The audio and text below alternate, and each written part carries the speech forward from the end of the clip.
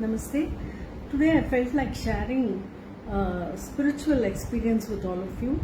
I used to meditate a lot in the 90s, late 80s and 90s, but this happened in the early 90s when my husband used to be sailing. He was in merchant navy, so I used to be living alone with my daughters in Besant Nagar. So early morning I used to wake up at 4:30 during Brahma Muhurtam, and I wanted to meditate in Kumbhakam. Kumbhakam is retention of breath. There are three types of breathing. One is Purakam, which is inhalation, Rechakam is exhalation, and Kumbhakam is retention of breath. So meditating in Kumbhakam extending the periods of time of Kumbhakam will lead to Samadhi Yoga. So this is what I read and learned about. And this meditation nobody taught me.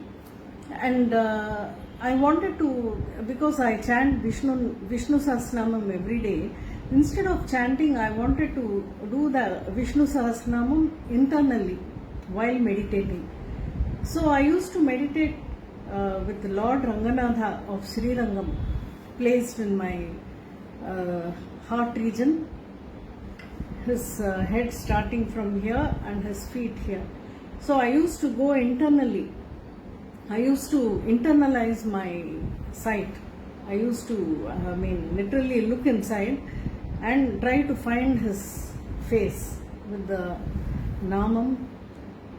Actually, as I gradually started increasing, kept on doing this meditation, one day I could see that his Namam was still wet. It was not yet dry. It struck me that the Namam was fresh, the Namam which he kept. So it was still glistening, it was moist. So like that I used to actually literally see him in my heart region, lying down like this, crosswise. And I used to chant Vishnu Sahasranamam internally in a very slow tempo, not fast. If you do it fast, then you're not meditating. So the entire thing used to take me nearly 2 hours. So it used to be so slow, like Vishwam Vishnur Vashakaro Bhuta Bhavya Bhavat Prabhu, to that tempo. So like that I used to chant internally and take care not to move my tongue. Whenever you are doing mental chanting, we must make sure that our tongue is not moving along with the chanting, according to the chanting, that is. So, then I kept on doing like this. I used to sometimes lose my awareness of my surroundings. I used to go with Kumbhakam, doing this through extended periods of Kumbhakam.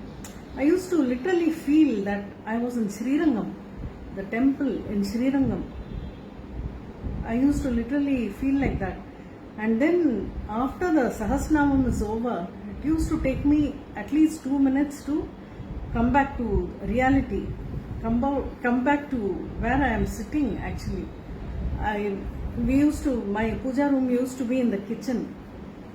It was a flat where I had a small, altar which was a puja room. So I used to sit there, and then I would realize that the sunrise, the sunlight coming from the kitchen windows all used to fall on me. Then I used to realize, oh, now it is sunrise. And so I used to lose consciousness like this so much. One day what happened, and then when I wake up, I make coffee for myself. So I used to smell some beautiful fragrance from the coffee. I used to get beautiful fragrance from the coffee, which I don't know, it's some perfume, which it's a mixture of beautiful jasmines and some kind of aroma. I don't know what kind of fragrance it is, but divine fragrance from the coffee I used to drink. And then the servant, my maid servant used to come home. The very sight of her, I used to feel so much love for her. And the milkman, some stranger, some newspaper man. For everybody it was the same feeling of overflowing love, which I can't explain. There was, so much of love and compassion flowing from me. And I don't know how, but I used to feel love for every stranger, anybody. It was a constant feeling of love I had, and even it was peak summer when I didn't feel so much of the heat also. I didn't feel the heat. It was very magical experience, and the main thing I want to share with you is a miracle happened. Actually, without break, I used to do this, and one day what happened? I felt I was literally transported to Sri Rangam. I was literally there. That's the feeling I got, and the whole day went in a daze. I was in a daze. That feeling of being there in Sri Rangam temple, that continued. In fact, I was dazed the whole day, and that day suddenly there was a heavy storm by evening or night. I think it started in the evening. Heavy rains and lightning and thunder and all that. My children, my daughters were sleeping in the other bedroom, and I was sleeping here. I was trying to sleep because I'm scared of lightning and thunder. I couldn't sleep actually. It was, I think, around 11:30 or midnight 12. The calling bell rang. I got scared to open the door because I was alone with my children, and I was wondering what to do now, whether to open or not. But the bell kept on ringing, and there was thunder and heavy rains. I was shocked. I was wondering who would come in this rain. But fortunately, we had a window right next to the main door. I could easily peep and see. Then I just peeped out and I saw, to my shock, absolute shock, I saw an Iyengar couple in traditional dress.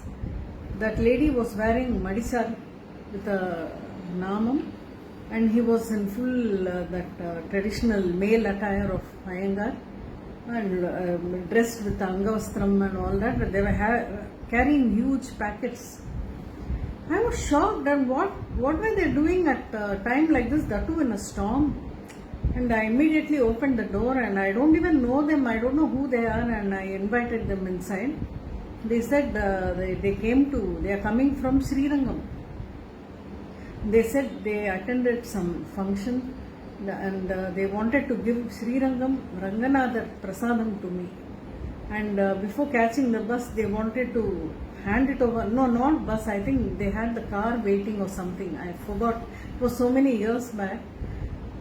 So they said, we didn't want to leave without giving this to you. We didn't know your phone number, nothing. Somebody told us this is your house. Because of the rain, we got delayed. We are extremely sorry that we are disturbing you at this time. But we got Ranganathar's Abhaya Hastam today. It's a very auspicious day today, and we felt you must have it. And they gave it to me, and the huge photo of Ranganatha Swami, his Abhaya Hastam, and then so many of his garlands and chandanam, all the teerdham, so much of prasadam was there. I was absolutely stunned. I felt like they were actually Ranganatha and Ranganayaki who came to give me that. I just can never get over this miracle in my life. And that lady's name was, she told me that, I remember, her name is Shakuntala. But I forgot his name. Yeah, so many years. But meditation actually, can manifest. It can actually transport you. You can do soul travel. You can manifest, and this can happen even today.